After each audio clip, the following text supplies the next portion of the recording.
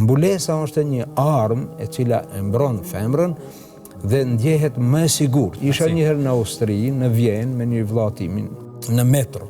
Na ishim nga njëna anë, dy karrika, ande në tonë ishtin dy karrika, po njëna një vajzë, një motër muslimane, e mbuluar shumë bukur, edhe lexonte një libër, ai sigurisht ishte studente, ai ishte kadritarja. Karrika tjetër ishte e lirë. Një austriak mbahet, nuk ulet. Edhe dikur ajo i thot, kur e pa ushtin pak, tha ule, urdhnoni. Tha, mund të ulem? Po, tha, pse jo uleni? U ula i kështu pak rri larg edhe e falenderon pse e ka liru vendin, kurse vendi ishte i lirë.